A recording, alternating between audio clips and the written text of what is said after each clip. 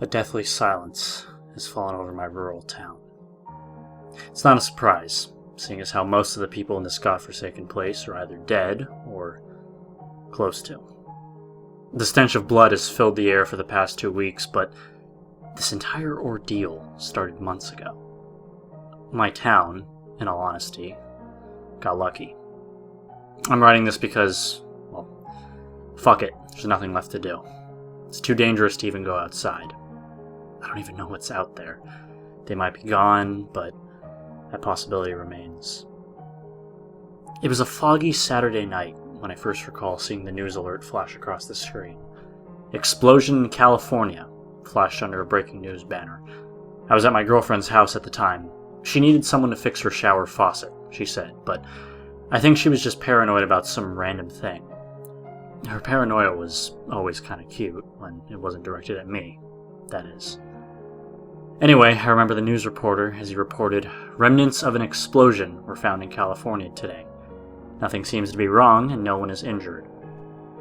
It wasn't even 4 hours later when the news had interrupted the basketball game for another breaking news report. Riots have erupted in California, as reports of brutal murders and cannibalism have flooded into our news station. The same reporter from earlier said. I watched as the buildings were ablaze. Bodies were strewn across the streets, guts were hanging out, some were even severed from their bodies. Skin had been ripped off and bones were found chewed up on the sidewalk. Roads were crimson with all the blood that had spilled. Jesus Christ, Jacob, what the hell happened? My girlfriend asked. I had no answer. Hell, no one did. What the fuck happened in that short amount of time?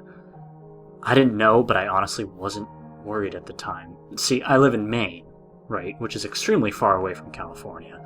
If this was an outbreak of some sort, then it takes some time for it to reach me or my girl. I was wrong.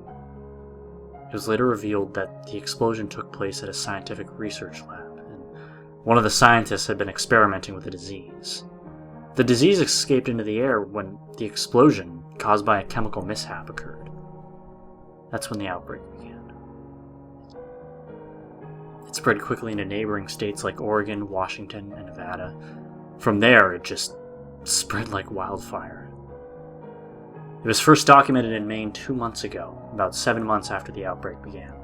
The death toll was in the millions and skyrocketing. These beings had evolved in their tactics. If they didn't eat you, they went the chupacabra route and drank your blood. Sometimes they'd just rip you into pieces with their, I guess, bare hands. Their hands didn't even have any skin on them like you or I. If their hands had skin at all, it was likely skin from their victims that clung to their bones. They didn't even have to touch you to kill you. Some say their breath is so pungent and disgusting that it could kill a horse. I can confirm this. I saw it happen. I remember when they popped up in my town. I was lying in bed with my now wife. We were doing our favorite thing, other than each other, talking. The most blood-curdling scream broke our conversation. I sprang up from the bed in an absolute panic. I opened the front door and immediately regretted it. A car was literally thrown down the street. There were creatures, I can't really call them human, running from house to house and killing. You could hear bones snap and tendons pop even from a long distance. There were fires. Blood was pooling in the street and dripping off rooftops in some cases. I hurried back inside and proceeded to barricade the house. I only did it as a precaution. There was a bomb shelter in our basement. Why it was in our basement and not outside of the house, I don't know, but I am fucking grateful. I barricaded the door, then helped my wife store food, water, and other necessities into the shelter. Just as we were finishing up, I heard a window smash and the inhuman roar of these things as they entered my home. Let's go! Get in now! I shouted to my wife in a panic. Hang on, I think I forgot the radio, she exclaimed. There's a spare one downstairs. Let's go! I retorted. But it was too late. 2 seconds after I finished my sentence, they pounced on her. Her skin was stripped off the bone as their razor-sharp, bony hands ripped her to shreds. They then proceeded to drink her blood.